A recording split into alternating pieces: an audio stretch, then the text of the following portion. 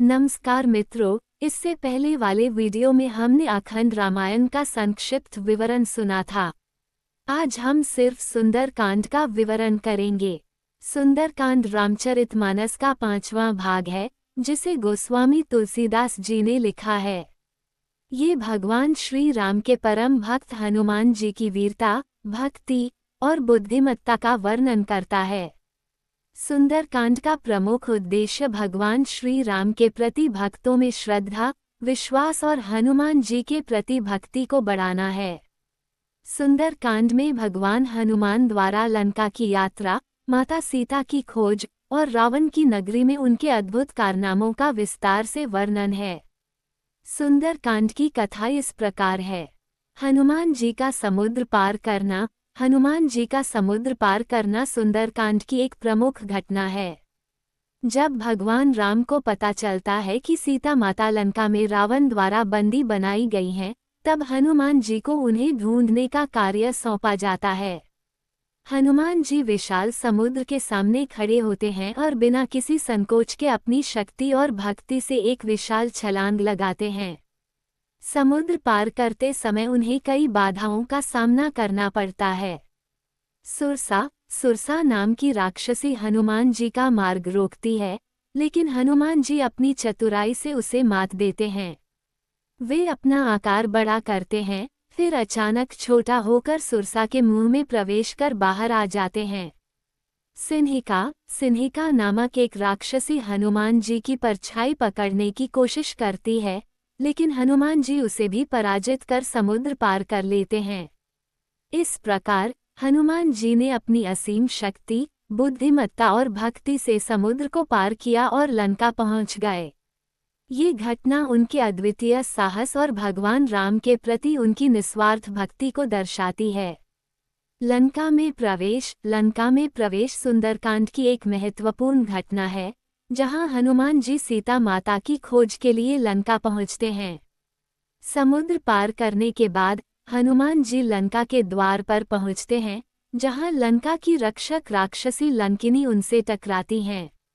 हनुमान जी लंकिनी को पराजित कर देते हैं, जिससे वह समझ जाती है कि लंका का अंत निकट है और उन्हें प्रवेश की अनुमति दे देती है। हनुमान जी छोटे ब्राह्मण बालक का रूप धारण कर लंका में प्रवेश करते हैं ताकि कोई उन्हें पहचान न सके। इसके बाद वे लंका की गलियों और महलों में घूमते हैं और अंततः अशोक वाटिका में सीता माता का पता लगाते हैं। ये घटना हनुमान जी की चतुराई और उनकी लक्ष्य प्राप्ति के प्रति दृढ़ संकल्प को दर्शाती है। अशोक वाटिका में सीता माता से मिलना। हनुमान जी लंका में प्रवेश करने के बाद अशोक वाटिका में सीता माता को ढूंढते हैं, जो वहां रावण द्वारा बंदी बनाई गई हैं। सीता माता अत्यधिक दुखी और चिंतित होती हैं, भगवान राम की प्रतीक्षा में दिन रात बिता रही होती हैं। हनुमान जी एक पेड़ पर बैठकर पहले सीता माता का अवलोकन करते हैं। फिर भगवान राम का संदेश देने के लिए वे एक छोटे बंदर के रूप में प्रकट होते हैं। वे सीता माता को श्रीराम की अंगूठी भेंट करते हैं, जिससे सीता माता को विश्वास हो जाता है कि हनुमान जी राम के दूत हैं। हनुमान जी श्रीराम के प्रति उनकी भक्ति और प्रेम को देखकर सीता माता का हौसला बढ़ाते हैं और उन्हें आश्वासन देते हैं कि भगवान राम जल्द ही उन्हें रावण से मुक्त करेंगे। ये घटना हनुमान जी की बुद्धिमत्ता, भक्ति और सीता माता को दिलासा देने की शक्ति को दर्शाती है। लंका का दहन सुंदरकांड की एक प्रमुख घटना है, जहां हनुमान जी अपनी शक्ति और वीरता का प्रदर्शन करते हैं। जब हनुमान जी अशोक वाटिका में माता सीता से मिलकर उन्हें भगवान राम का संदेश दे देते हैं, तब वे रावण के महल में जाते हैं और उसकी सेना व मंत्रियों के सामने अपनी ताकत दिखाते हैं। रावण के सैनिक हनुमान जी को बंदी बना लेते हैं और उन्हें रावण के दरबार में ले जाते हैं। वहां रावण उनकी पूंछ में आग लगाने का आदेश देता है।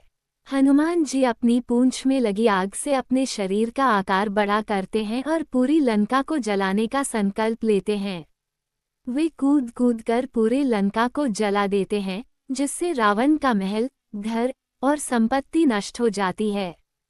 इसके बाद हनुमान जी वापस समुद्र किनारे जाकर आग बुझाते हैं और फिर श्रीराम के पास लौटने की तैयारी करते हैं। लंका दहन हनुमान जी की असीम शक्ति, बुद्धिमत्ता और साहस का प्रतीक है और यह रावण के अहंकार के विनाश की शुरुआत का संकेत देता है। हनुमान जी का श्रीराम के पास लौटना हनुमान जी का श्रीराम के पास लौटना सुंदरकांड की आखिरी और महत्वपूर्ण घटना है। जब हनुमान जी लंका में माता सीता से मिलकर रावण की नगरी को जलाकर वापस आते हैं, तो वे अपनी समुद्र पार यात्रा फिर से सफलतापूर्वक पूरी करते हैं। हनुमान जी श्रीराम के पास लौटकर उन्हें सीता माता की खोज की पूरी जानकारी देते हैं। वे माता सीता का संदेश और उनकी दी हुई चूड़ामणि आभूषण श्रीराम को भेंट करते हैं, जिससे श्रीराम को यह विश्वास हो जाता है कि हनुमान जी ने सीता माता को सुरक्षित ढूंढ लिया है। हनुमान जी की इस सेवा से भगवान राम अत्यंत प्रसन्न होते हैं और उन्हें गले लगाते हैं। हनुमान जी ने न सिर्फ सीता माता का पता लगाया, बल्कि राम भक्तों के लिए अद्वितीय वीरता, निष्ठा और भक्ति का उदाहरण प्रस्तुत किया। उनका श्रीराम के पास लौटना राम की सेना के लिए विजय और प्रेरणा का प्रतीक बन जाता है। सुंदरकांड का पाठ भक्तों के लिए अत्यंत शुभ माना जाता है। ऐसा कहा जाता है कि सुंदरकांड का पाठ करने से भक्तों की सभी मनोकामनाएं पूर्ण होती हैं, संकट दूर होते हैं और व्यक्ति को साहस, बल और भक्ति की प्राप्ति होती है। हनुमान जी की कृपा से हर मुश्किल हल हो जाती है। सुंदरकांड का पाठ भक्तों के लिए अत्यंत शुभ और फलदायी माना जाता है।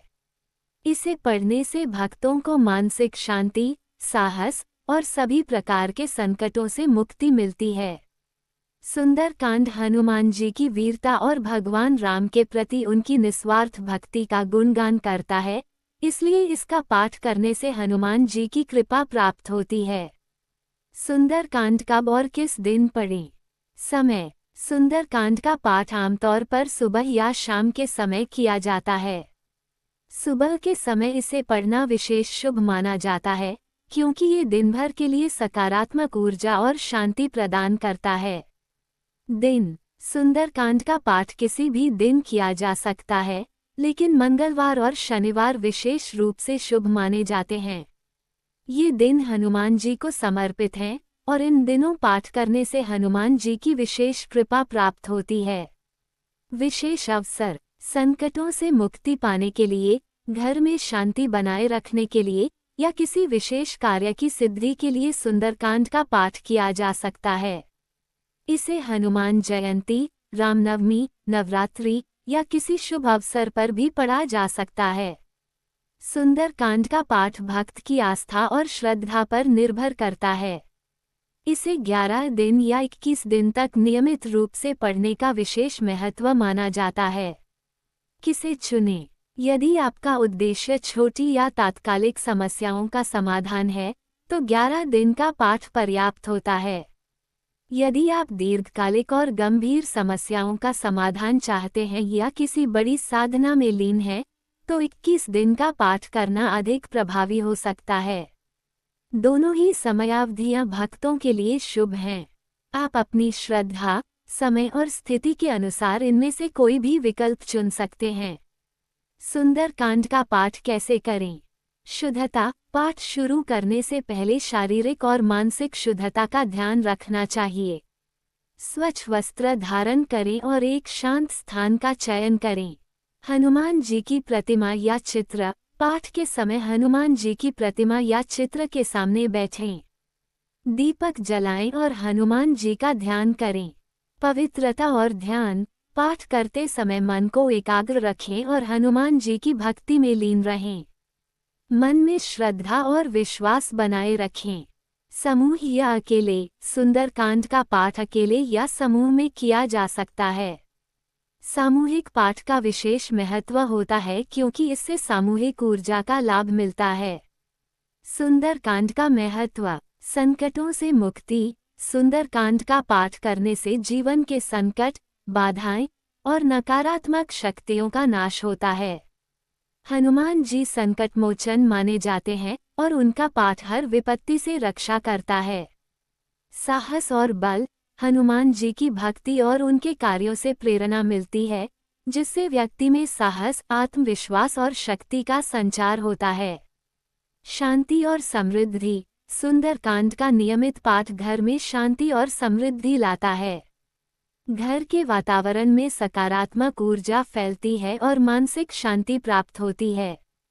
कठिन परिस्थितियों में सहारा। जब जीवन में कठिनाइयां बढ़ जाती हैं, तो सुंदरकांड का पाठ मार्गदर्शन और हनुमान जी की कृपा से उन कठिनाइयों से निकलने में मदद करता है। इसलिए सुंदरकांड का पाठ भक्तों के लिए अत्यंत लाभकारी और शक्तिशाली माना जाता है।